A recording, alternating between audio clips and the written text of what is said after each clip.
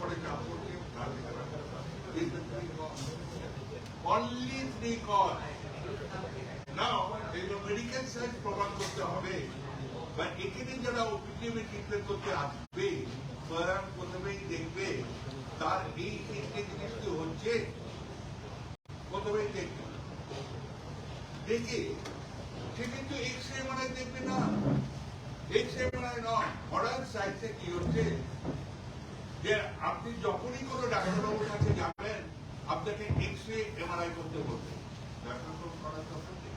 আপনি দেখে দেবেন এক্স-রে এমআরআই কি, এক্স-রে এক্স-রে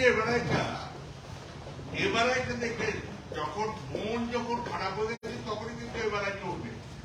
এবারে অনেক সাইড এফেক্ট আছে, কিন্তু এমআরআই করে বা এক্স-রে করে আপনার পেন কতটুকু হচ্ছে বুঝতে পারবো না, আমার মাসের কতটুকু নষ্ট হচ্ছে বুঝতে পারবো না, আমার অন্যান্য প্যারামিটার গুলো কোনো কিছু আছে, আমার ক্যালসিয়াম কমেছে না বেড়েছে বা কোনো কিছু হচ্ছে কিনা সেটাও জানি না।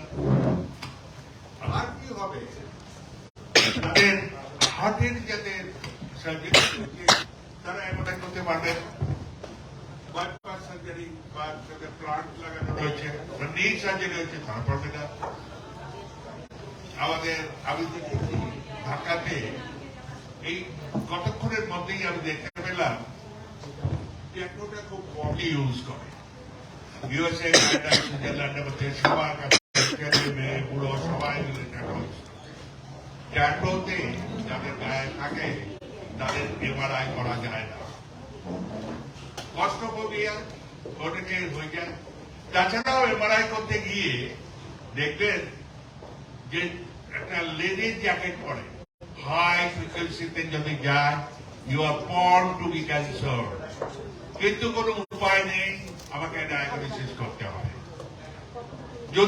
যদি থাকতো, যদি এই বোধটুকু বা এটা যদি কোনো ডাক্তার মেনে চলে তাহলে আপনাদের রিকোয়েস্টটাও ডাক্তারবাবু মানতে পারবেন না, কারণ আপনাদের রিকোয়েস্ট হচ্ছে যত তাড়াতাড়ি পারেন ডাক্তারবাবু আমার ব্যথা কমা, আমি জানি না আমার কি হবে, স্টেরয়েড দিয়ে ডাক্তারবাবু ব্যথা তো কমলো দেখা যাবে পরে, আগে তো বাঁচি।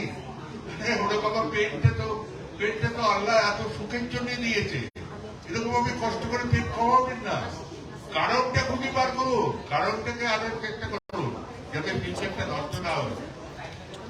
এইবার কি করবো, এইবার ওপিনিয়ন হেলথ কেয়ার কি করে এটা তো দেখালাম আপনাদের, প্রমাণ করবো কি করে, যেটাকে খালি চোখেই দেখতে পাবো যে এখানে হয়েছে, কিরকম ভাবে হবে দেখুন। আর কি করবে, ফিজিক্যালি একটা ইউনিক সিস্টেম আছে যেটা ওয়ার্ল্ডের কোথাও